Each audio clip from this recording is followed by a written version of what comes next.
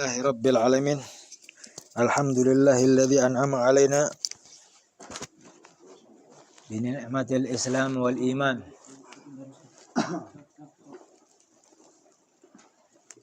Walhamdulillahilladzi arsalana ilaina rahmatan. Allahumma shalli wa sallim ala sayyidina Muhammadin al-Fatih lima ughliq wal khatimi lima sabaq nasiril haqq bil haqq wal hadi ila siratikal mustaqim wa ala alihi wa sahbihi haqqa qadrihi wa miqdarihil azim. Subhanaka la ilma lana illa ma 'allamtana innaka antal alimul hakim. Rabbi israh li sadri wa yassir li amri wa hlul 'uqdatam min lisani yafqahu qawli. Rabbi zidna ilman warzuqna fahman. Allahumma aftah alaina futuhal arifin wa hifdzal mursalin wa ilhamal malaikatal muqarrabin. Allahumma faqihna fid din wa 'allimna ta'wil. Amin ya Allah ya rabbal alamin. Amma ba'd. Alhamdulillah jamaah yang dimuliakan Allah Subhanahu wa taala. Setelah kita bacakan Maulid Simtud Darar, di mana ketika kita membacakan Maulid Simtud Darar ada hal yang berkaitan dengan tadzakur, ya, yang begitu banyak pahala dan manfaatnya untuk kita semua. Yang terpenting insya Allah semua di antara kita mendapatkan keberkahannya, dan juga orang-orang yang kita cintai, wabil khusus orang tua kita semua. Dan juga mudah-mudahan Allah ampuni segala dosa-dosa kita, dan juga khusus untuk malam hari ini, karena alhamdulillah Allah berikan keistiqomahan untuk kita. Mudah-mudahan Allah berikan ilmu yang bermanfaat untuk kita semua. Amin ya Allah ya rabbal alamin. Setelah kita bacakan Maulid Simtud Darar ini sebagai pendorong, sebagai penguat, ya. Kalau dibilang sebentar lagi kita akan berjumpa dengan bulan yang dimuliakan oleh Allah Subhanahu wa taala. Bulan di mana Allah Subhanahu wa taala waktu dulu lahirkan baginda kita Rasulullah SAW. Bulan Maulid. Kita ngedengar bulannya aja harus merasa bahagia. Apalagi nanti udah ada di dalam bulan Maulidnya. Nah, kita persiapkan dari sekarang nih. Kalau ternyata setiap kita bersolawat tidak menambahkan kecintaan kita, kerinduan kita kepada baginda Rasulullah SAW, ini bentar lagi nih. Bentar lagi bulan Maulid, ya. Alhamdulillah insya Allah kita dikasih keistiqomahan. Setiap minggunya ini kita baca Simtud Darar. Ini, ya, adalah modal untuk kita memperkuat lagi kerinduan kita kepada baginda Rasulullah Sallallahu Alaihi Wasallam. Jadi jangan dikurang-kurangin sholawatnya. Kita udah tahu manfaat dari sholawat luar biasa, ya. Dan alhamdulillah kita juga insya Allah hari ini kita akan menyelesaikan pembahasan kita apa yang kita sudah bahas sebelumnya dari kitab An-Nasaihud Diniyah, karya dari Al-Qutbul Irsyad Al-Habib Abdullah bin Alwi Al-Haddad, yaitu tentang membahas sholat, ya. Kita bahas sholat sebelumnya, yang sekarang kita akan bahas di penghujung pembahasan sholat di dalam kitab tersebut. A'udzubillahi minasyaitonirrajim. Bismillahirrahmanirrahim. Alhamdulillahirabbil alamin wassalatu wassalamu ala sayidina Muhammadin wa ala ali sayidina Muhammad. Qala al-musannifu rahimahullahu ta'ala wa nafa'ana bihi wa bi'ulumihi fid dharaini amin. Radhiyallahu ta'ala ankum ila angal.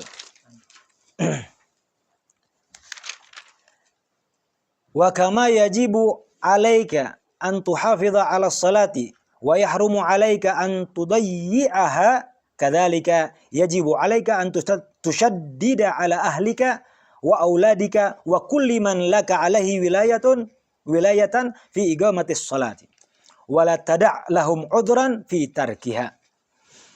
Dikatakan di dalam kitab An-Nasaihud Diniyah ini bahwasanya sebelumnya kita sudah tahu bahwa aib, ya, memalukan sekali kalau kita mengaku sebagai muslim, ya.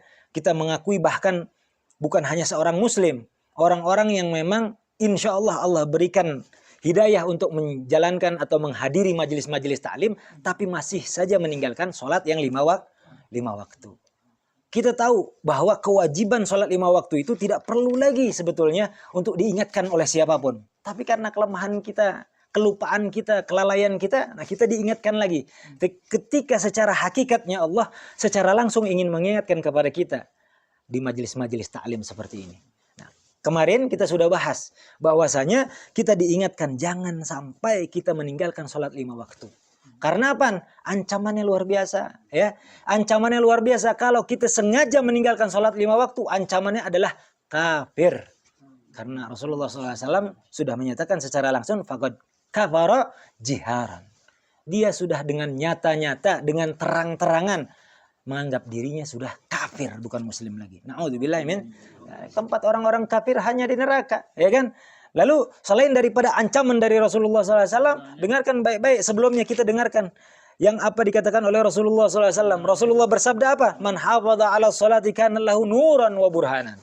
Barang siapa menjaga sholat 5 waktunya, belum yang sunnah-sunnah, yang wajib aja, ada pahala yang luar biasa akan Allah berikan untuk kita semua. Apa? Nuran wa burhanan. Sinar dan cahaya yang terang. Kalau kita belum bisa lihat di dunianya, kita tidak bisa mata kita melihat aura, maka kelak nanti di akhirat akan melihat secara langsung sinar orang-orang yang menjaga sholat 5 waktunya. Cahaya yang sungguh terang Allah akan berikan ketika kebanyakan orang merasa kegelapan.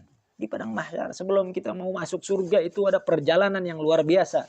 Nah, di perjalanan inilah yang kita butuhkan segala bentuk amal soleh ketika kita di dunia. Salah satunya apa? Ya sholat 5 waktu ini. Nggak usah yang repot-repot dulu. Nggak usah yang katanya orang-orang duhanya, tahajudnya, witirnya. Nggak perlu dulu kalau memang belum kuat. Sholat 5 waktu aja, pantengin dulu. Kalau kita sudah bisa jaga sholat 5 waktu, lihat ganjarannya. Lihat balasannya. Lihat apa yang diberikan Allah kepada kita yang menjaganya. Allah akan berikan sinar dan cahaya yang terang. Wa najatan yaumal qiyamah, keselamatan di yaumul qiyamah. Kita mungkin orang-orang yang pengen selamat kalau nanti di akhirat, betul? Kita pengen selamat di akhirat, nah makanya kita jaga aja sholat 5 waktu cukup, ya. Insya Allah. Kalau ditambahin lagi kata ulama katanya kalau banyak sholawat, kata ulama katanya banyak zikir sama Allah, kata ulama kalau memang bisa ikuti tambahkan, betul. Itu semuanya betul. Tapi kalau masih memiliki kelemahan, kelalaian dalam kesibukan atau dalam keseharian kita, minimal 5 waktu karena kita akan mengakui diri kita sendiri. Kan kalau ditanya kita siapa? Agamanya apa? Muslim. Nggak mau dikata kafir. Nah kalau semua dikatakan kata Rasulullah, kalau yang ninggalin sholat secara sengaja itu kafir. Wah, ya tuh nyerenteng ya tuh langsung ambek-ambekan. Naon maneh ya tuh.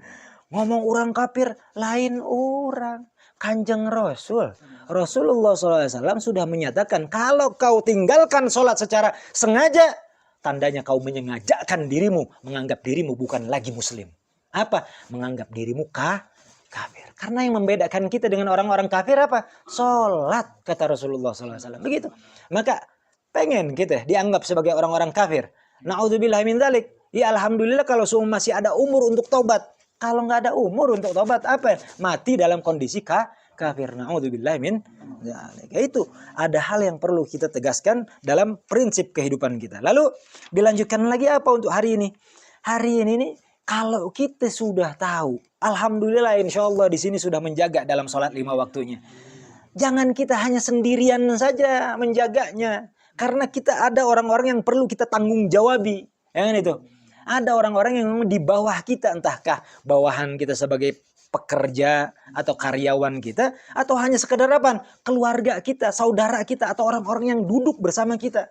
Ini adalah orang-orang yang memang menjadi tanggung jawab kita untuk mengingatkannya. Maka dikatakan oleh Al-Habib Abdullah bin Ali Al-Haddad, wa kama yajibu alaika, dan sama seperti diwajibkannya kepada kamu atau kepada kita semua, antuhafidha, untuk menjaga ala sholati, kepada sholat 5 waktu itu tersebut, wa yahrumu alaika antudayyi'aha, dan juga sebagaimana diharamkan untuk meninggalkan sholat 5 waktu tadi, kadzalika, seperti itu juga diwajibkan, yajibu alaika antushaddida ala ahlika, untuk mempertegas, mengingatkan dengan sungguh-sungguh kepada keluarga, wa auladika, dan juga anak-anakmu, wa kulli man laka alaihi wilayatun fi iqamatis shalah, dan kepada siapapun orang-orang yang di bawah tanggung jawabmu. Jadi siapapun, kalau kita seorang bos, kalau kita seorang RT, RW, dan siapapun itu nanti sampai petingginya, raja atau presiden kita di sini, ya, itu semua memiliki tanggung jawab. Nah, kita nggak usah jadi jabatan-jabatan dulu, kita di rumah aja dulu deh. Kita di rumah punya keluarga, mereka lah yang memang diwajibkan kepada kita untuk mengingatkannya. Makanya dikatakan di sini wala tada'lahum udran fitarkiha. Jangan, membiarkan mereka apa? Mereka meninggalkan sholat dengan udzur apapun dari kategori udzur duniawi. Jangan dipersilahkan mereka semua meninggalkan sholat dengan apapun udzurnya yang berupa udzur duniawi. Entar dulu lagi sibuk. Nggak ada, sholat dulu. Nggak ada sibuk. Sholat dulu. Ya kalau cuma dengan tegasnya Habib Abdullah bin Ali Haddad ini untuk mengajarkan kepada kita, ini kita untuk urusan agama, nggak menye-menye nih. Ya, nggak boleh kita main-main karena inilah soal apa? Kehidupan kita sendiri. Kalau kita nggak ngingetin, kita akan terbawa dengan dosanya. Na'udzubillah min dzalik. Maka kita ingatkan. Tapi di sisi sosial, Habib Abdullah bin Ali Haddad pun mengingatkan kita, ya nanti di dalamnya, jauh di sana nanti kita mengingatkan kepada orang lain itu dengan trik, dengan cara. Jadi jangan telan bulat-bulat nih ngaji harus dengan cara tegas, pulang-pulang langsung keluarga yang tinggalin sholat langsung diomel-omelin, bukan gitu caranya, Tapi kita pakai trik, pakai tips yang memang sudah diajarkan ya oleh ulama-ulama kita dulu. Terus wa man lam yasma' minhum wa yata'u fahaddidhu wa agibhu. Barang siapa ketika diingatkan mereka tidak mau mendengarkan, fahaddidhu wa agibhu. Maka tegaskan kepada mereka. Berperilakulah dengan tegas dan bahkan berikan hukuman kepada mereka. Ya, hukuman enggak selalu hukuman yang keras, tapi hukuman yang memang membuat mereka jerah atau berpikir. Waghdab alaihi asyaddul ghadab. Bahkan Habib Abdullah bin Ahmad mengatakan marahlah kepada mereka, dengan amarah yang betul-betul. Marahmu itu karena Karena kasih sayang kepada mereka semuanya. Karena kepedulian kepada mereka semua. Bukan marah karena benci ketika mereka meninggalkan sholat. Tapi marahnya karena peduli kepada mereka semua. Katanya, asyadul ghadab, katanya. Dengan marah yang betul-betul. Wa'adhama mimma taghdabu alaihi lau atlafa malak. Bahkan kalau bisa marahnya itu lebih marah ketimbang Ketimbang ketika mereka semua menghilangkan harta bendamu.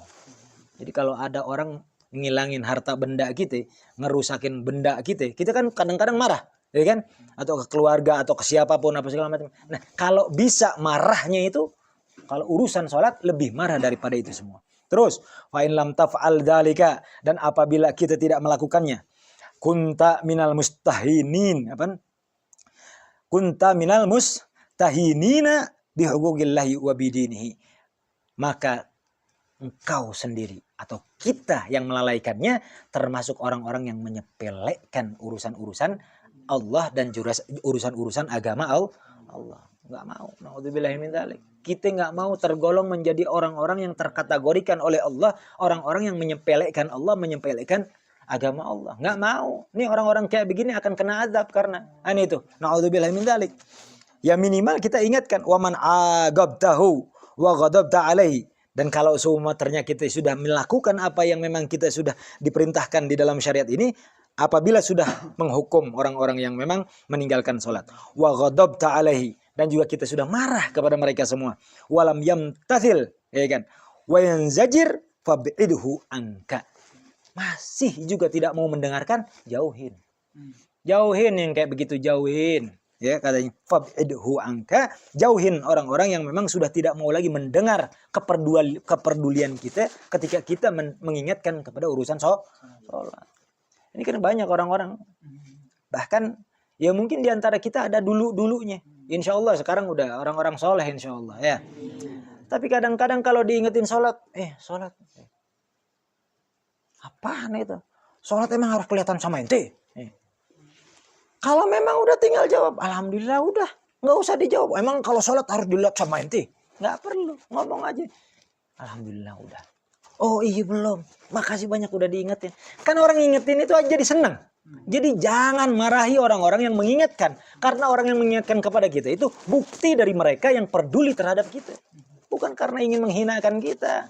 Jadi besok-besok kalau ada yang menasehati kita, kalau ada yang mengingatkan kepada kita, ya, itu adalah orang-orang yang peduli kepada kita.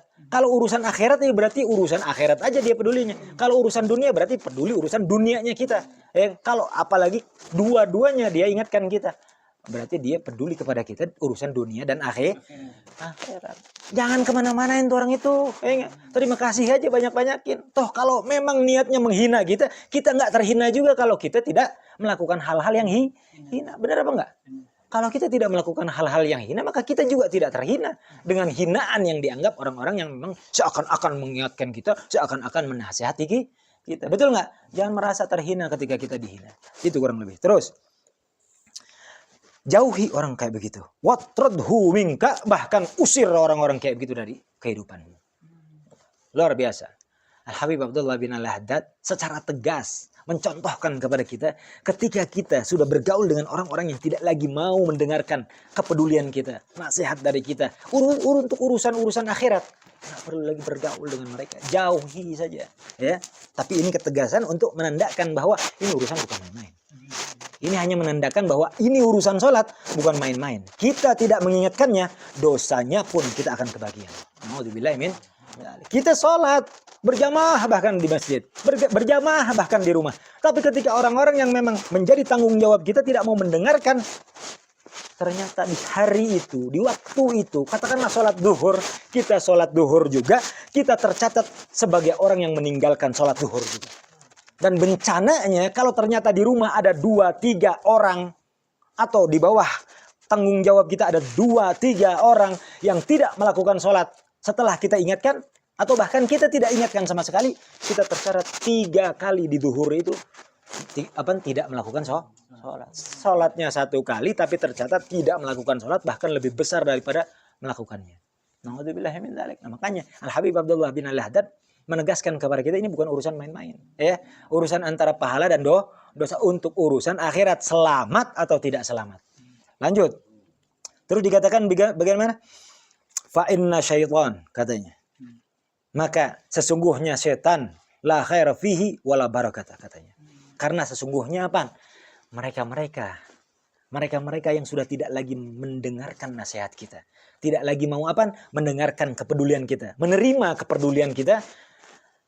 Apalagi mereka-mereka yang memang melakukan sesuatu yang berkaitan dengan apa? Berkaitan dengan kemaksiatan atau meninggalkan kewajiban-kewajiban kepada Allah SWT. Mereka terkategorikan bagaikan syaitan untuk kita. Kita lagi hijrah nih, kita lagi ingin memperbaiki diri dalam kehidupan ini. Namun kita ternyata apa? Circle-nya masih ada kerusakan-kerusakan yang akan membuat virus atau menjadi penyakit dalam kehidupan kita. Kita yang tadinya pengen baik justru akan terjerumus kepada keburukan nantinya. Nah, makanya Al-Habib Abdullah bin Al-Haddad katakan mereka bagaikan setan. La khaira fihi wala barakata. Enggak ada baiknya, enggak ada keberkahannya. Ketika kita bergaul dengan mereka, ada bersama mereka, mereka hanya membawa apa? Membawa keburukan. Membawa apa? Kehilangan kita untuk mendapatkan berkah. Kita tadinya akan dikasih keberkahan, namun adanya mereka terhambat semuanya.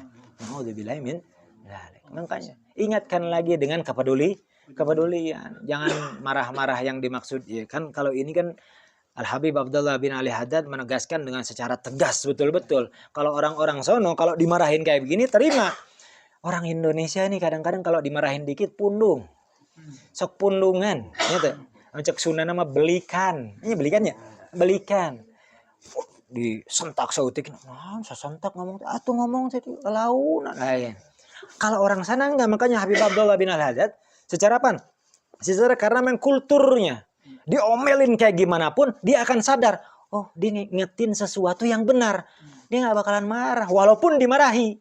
Kalau kita enggak, mau udah pelan-pelan aja ya kan, udah pelan aja nih diingetin, nyawanan mana padahal nggak meja ante pala launan ya, balik namanya kalah naon nyawanan cina. Ini kultur kita kayak begitu. Kita hilangkan. Kita yang majelis taklim kayak begini kita hilangkan. Jadi kita kalau ada yang peduli kepada kita terima dengan baik. Lalu dikatakan fa inna syaitan la khaira fihi wala barakah. Tahrumu mualatuhu wa muasyaratuhu. Bahkan dikatakan hukumnya apa secara tasawuf? Haram untuk bergaul dengan mereka.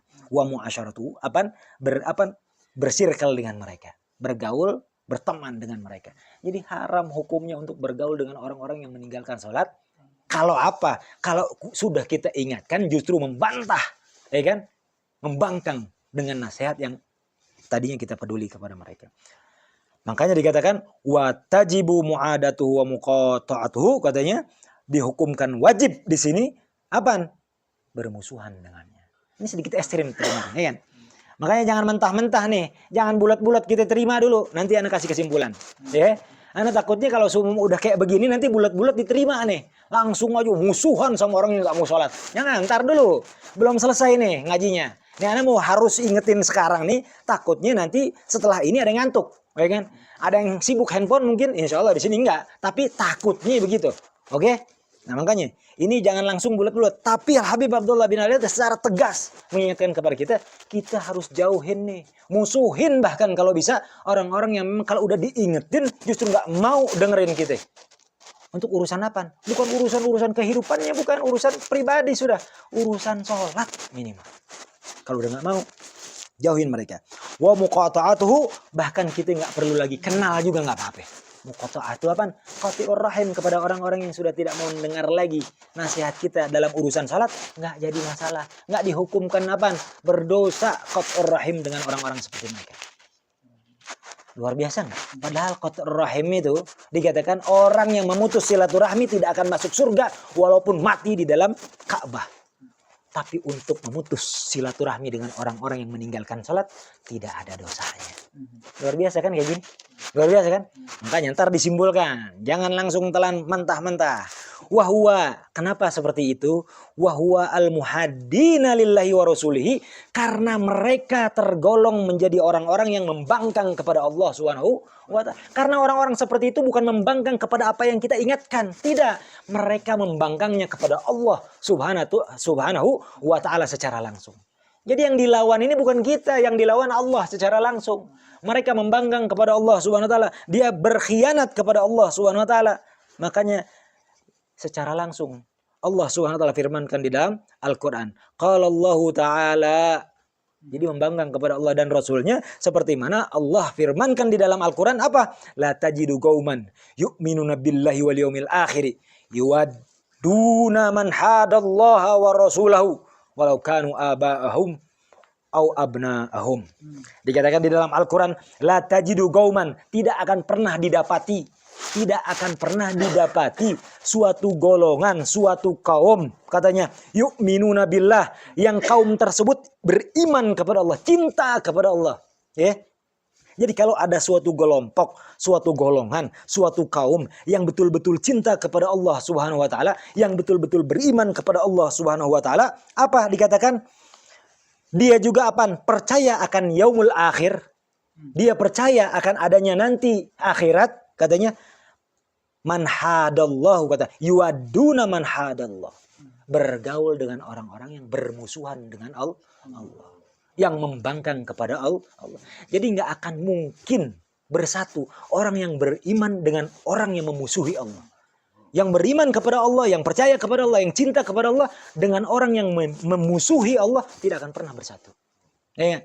Jadi kalau semua kata Allah udah kayak begini, tidak ada orang yang mengaku dia beriman tapi bergaulnya sama orang-orang yang tidak beriman. Paham ya? Ini bukan kata aneh, kata Allah secara langsung. Dikatakan man hadallahu wa rasulahu, yang benci juga kepada Rasulullah sallallahu alaihi wasallam, berkhianat juga kepada Rasulullah sallallahu alaihi wasallam, walau kanu abahum wa abnahum, walaupun ternyata mereka ini apa? Orang tua mereka lah, anak mereka lah, apa? Dan saudara mereka lah dan lain sebagainya. Dikatakan. Jelas? Paham enggak di sini? Jadi kalau kita merasa beriman dan cinta kepada Allah dan juga Rasulnya, kita percaya nanti hari akhir akan tiba, ya kan? Akan kita hadapi. Pergaulan kita harus kita pilih. Bukan kita melihat orang yang memang tidak baik lalu kita tinggalkan, bukan. Kita ajak mereka untuk menjadi baik. Sebagaimana Habib Abdullah bin Al-Haddad sebelumnya sudah kita dengarkan di bab ilmu.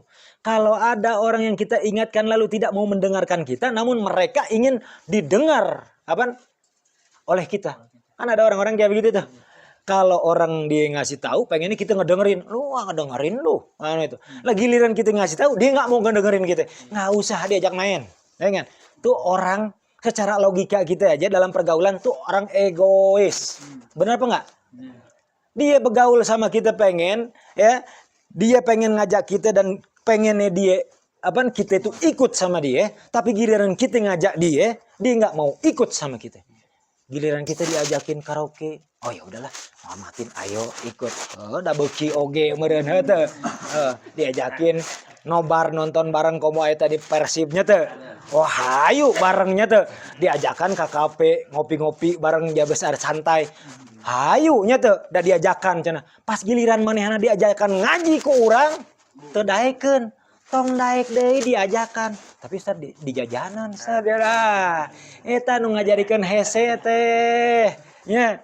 Kalau kita udah ditraktirin, diajakin terus kita ikutin, nah giliran kita ajakin dia untuk pengajian atau urusan-urusan kebaikan, nggak mau, kita tinggalin, nggak usah mau lagi diajakin. Dilemanya kalau lagi traktirin. Padahal secara syariat kita harusnya bisa mengukur keimanan kita. Oh, bareto geus dibejaan, entong diajakan. Jawabna kumaha? Atulah orang hayang milu nya tuh. Urang hayang milu, tapi isuk-isuk milu jeung urang naon? Salat-salat atuh berjamaah jeung urang. Pancek syariat kita meunang urang begaul langsung. Nah, kitu nya teh. Atau dengan bagaimanapun caranya, triknya, tipsnya memiliki masing-masing lah. Ya, bagaimana caranya persahabatan tidak putus. Tong hayo nginjum 100-nya tuh. Nya teh silaturahmi tidak putus, nginjum hayo nya. Terus lanjut lagi. Al-ayah, ayat yang panjang. Fanafal iman anil muadina lil muhadina lahu wa li rasulihi, maka Allah secara langsung menyatakan nggak ada imannya. Nggak usah ngaku-ngaku beriman kepada Allah. Nggak usah ngaku-ngaku cinta kepada Allah dan Rasul. Kalau masih bergaul dengan orang-orang yang ternyata pengkhianat. Ya, ternyata apa? Berkhianat kepada Allah dan Rasul. Ternyata menggampangkan atau menjadi musuhnya Allah Subhanahu wa taala. Jangan ngaku beriman kalau masih bersahabat dengan orang-orang yang seperti itu. Bukan harus kita jauhi secara langsung, tapi kita ajak dulu pelan-pelan. Paham? Ya, tapi kalau untuk urusan hal-hal yang lain, tinggalkan. Terus dikatakan, wa in kanu min agrabil agrabin, dan ini terhitung bukan karena itu sahabat jauh saja, sahabat yang udah dari kecil saja, bukan, bahkan saudara sekalipun sama. Anak sekalipun, istri sekalipun, saudara kandung sekalipun, saudara, semuanya sama. Jangan dibeda-bedain, ya. Nggak ada urusannya. Urusan agama, ya agama didahulukan. Urusan Allah dan Rasulnya didahulukan di atas segalanya. Jelas di sini. Nah, ini kita diajarkan tentang tasawuf. Kalau bukan karena kita mendahulukan Allah dan Rasulnya, kita akan dahulukan siapa dulu? Diri sendiri. Bayangkan kalau kita mendahulukan diri sendiri karena keegoisan kita, Allah selalu mendahulukan kita dalam segala halnya. Coba bayangkan, Allah sudah mendahulukan kita dalam segala hal. Bayangkan, di setiap pagi kita dikasih dulu kehidupan, kesehatan. Allah sudah dahulukan. Oh, kadang-kadang saya juga sakit. Bongan saha maneh atuh teu inget ka Gusti. Nyata. Bongan saha teu bersyukur unggal sehat, tidak pernah membaca doa, setidaknya doa bangun tidur aja suka kita lupakan. Benar apa enggak? Langsung bangun tidur handphone duluan. Itu giliran dikasih sakit pas bangun tidur, jangan salahin Allah, salahin diri sendiri. Tidak pernah bersyukur ketika sehat Allah berikan setiap harinya. Gitu. Lanjut. Wa ghayatu ma yusmahu bihi lil ami. Ini akhirnya. Wa ghayatu ma yusmahu bihi lil ami, dan juga puncak daripada sesuatu yang katakanlah dianggap keringanan, ya kan? Dianggap wajar, maksudnya begitu. Wa ghayatu ma yusmahu bihi lil ami al-ghafil al-mustaghrib. Sesuatu yang katakanlah ini sebuah hal yang sudah umum terjadi, ya. Untuk orang-orang awam, orang pada umumnya, orang kebanyakannya, yang dia katakanlah awam dalam urusan agama. Dan dia juga lalai, ya kan? Tidak memperdulikan urusan agama. Bahkan itu betul-betul benar-benar jauh sekali ingat kepada Allah SWT. Mahma fatathu sholat. Ketika mereka katakanlah meninggalkan sholat, an yaqdiha ma'at taubat anil aud ila mithli dharik. Dikatakan kalaupun dia orang awam, tidak pernah ngaji, nggak tahu urusan agama, nggak ada yang ngingetin dan lain sebagainya. Ghafil ini udah lalai selai-lalainya udah, ya. Betul-betul lalai selai-lalainya. Walaupun dianggap oke lah, kata agama nih, kata syariat nih, walaupun dianggap oke lah kalau begitu, ya kan? Karena nggak tahu sesuatu tentang urusan agama, tetap aja kalau kau tinggalkan sholat masih tetap wajib mengkodok, bukan hanya wajib mengkodok, tapi wajib apa? Bertaubat untuk tidak lagi melakukan dosa yang sama. Luar biasa nggak?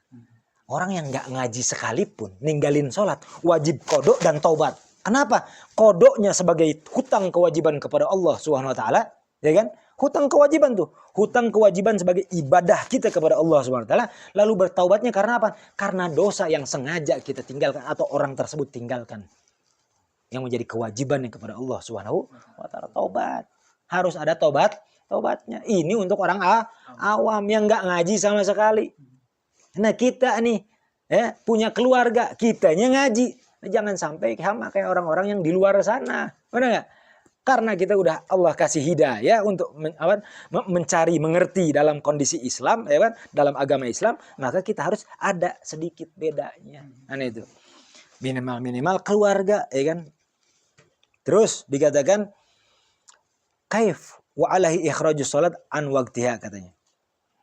Mana tadi? Fa amal idha'ah fala, katanya. Lalu apun untuk apa? Untuk meninggalkan sholat sama sekali nggak sholat, nggak ada rukhsah, nggak ada keringanan.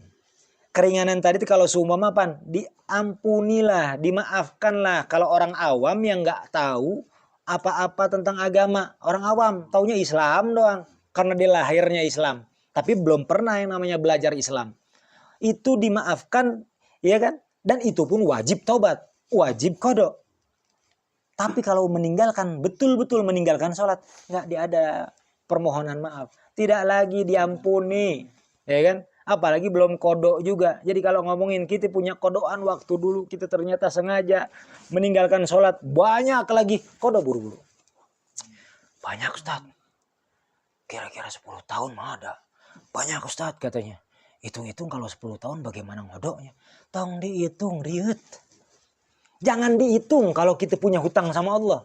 Kerjain aja, pelan-pelan aja. Sekuat dan semampu kita. Semakin banyak kita ingin diberi oleh Allah SWT, harus semakin banyak juga kita melakukan apa yang menjadi kewajiban kita kepada Allah SWT. Cukup seperti itu aja. Rumusnya begitu. Ya. Jadi kerjakan apa yang kita mampu, ya kan? Karena Allah SWT katakan di dalam la yukallifullahu nafsan illa usaha. Kita baru ingat sekarang, kita baru diingetin sekarang, ya mulai sekarang. Jangan dinanti-nanti. Berapa banyak yang harus kita mulai? Walaupun hanya 1 dalam sehari. 10 tahun kita tinggalkan sholat. Duhurnya kodok 1 kali. Setelah duhur, kodok lagi 1. Kan itu. Setelah subuh, kodok lagi 1. Setelah asar, kodok lagi 1. Ya kan? Maghrib, kodok lagi 1. Begitu aja. Niat tapi sudah ada. 10 tahun aku tinggalkan sholat, aku akan mengkodoknya ya Allah. Kalau ada waktu akan kodok lebih banyak. Tapi kalau nggak ada waktu, seminimalnya aku akan kodok 1. Kalau saja, bayangkan. Ini kasih sayang Allah untuk hamba-hambanya yang beriman dan betul-betul jujur taubatnya kepada Allah SWT. Ketika meninggal di akhir, di pertengahan, sebelum selesai kodoknya, yakin satu hal. Allah akan ampuni segala dosa yang memang telah dilakukan. Bersih semuanya. Yang penting jujur. Taubatnya jujur. Jangan udah, kayaknya anak kodok semuanya nih. Tapi teprak-praknya nggak dilakuin, nggak dilaku-lakuin. Bagaimana? Wah, meninggal di pertengahan, masih tertatat hutang. Ya kan? Jangan sampai itu.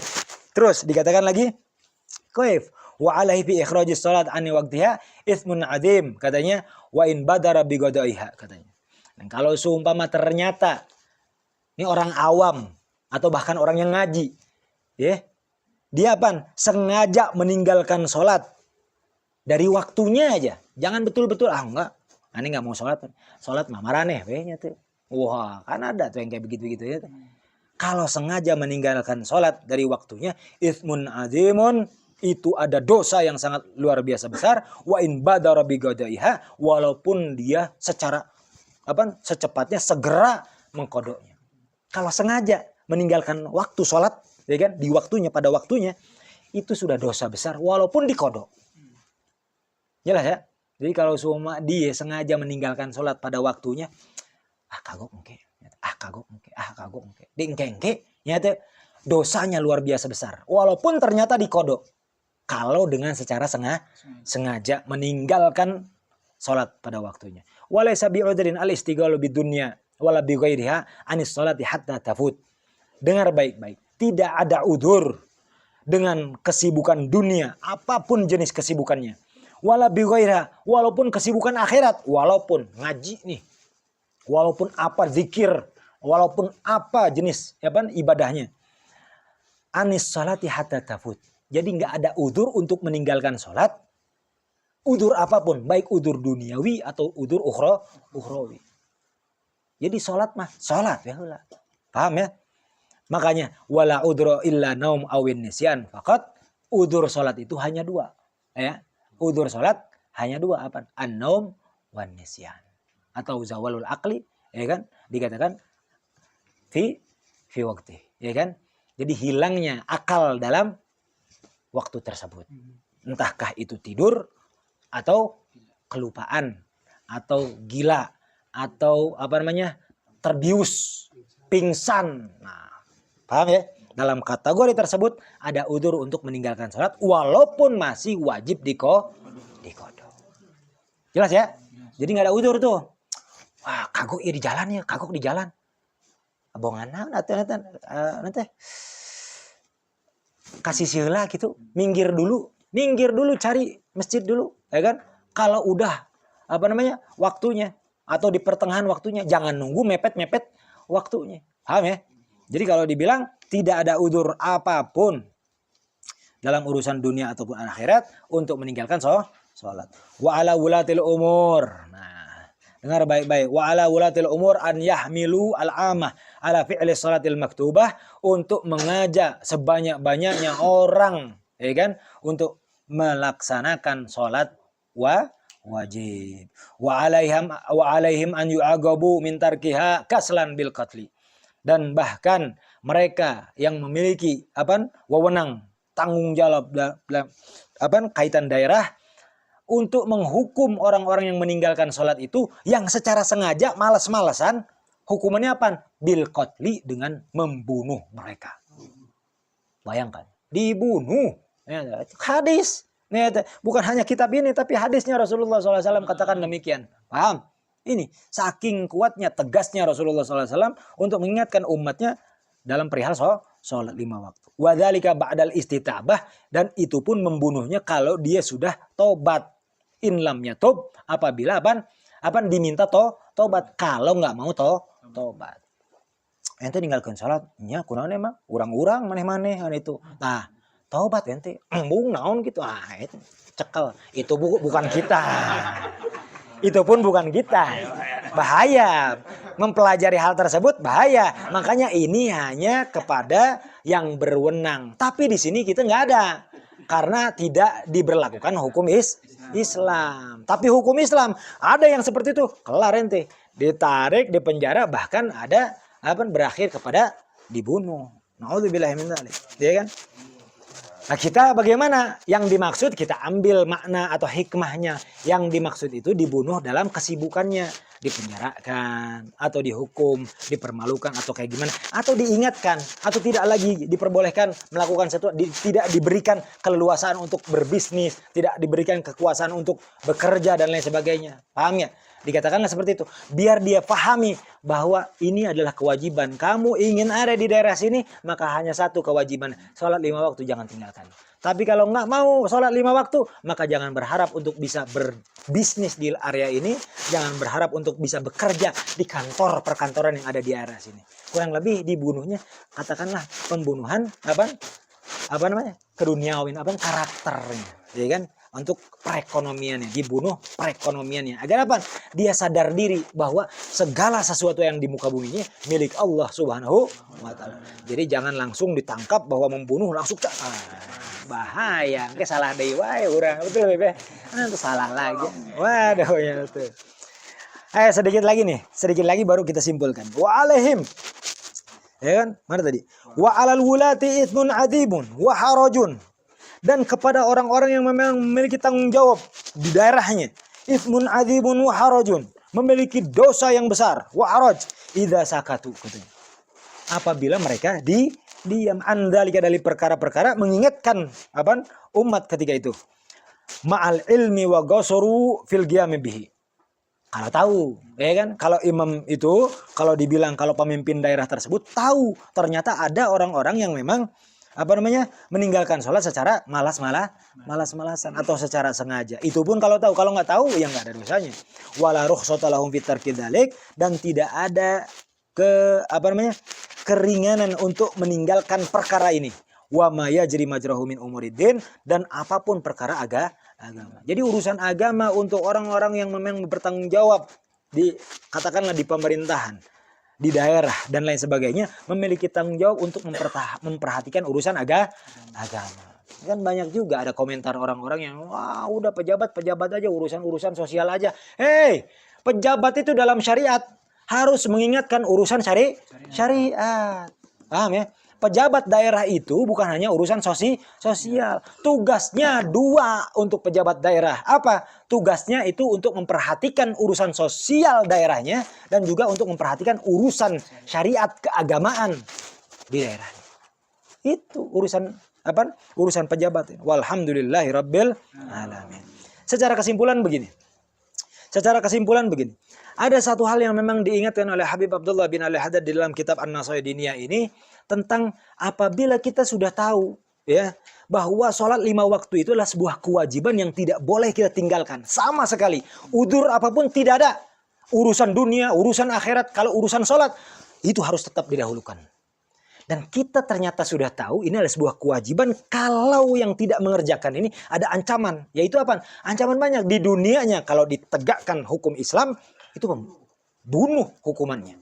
Tapi kalau ternyata tidak ditegakkan hukum Islam, oke, di dunia kita tidak terlihat ada hukuman.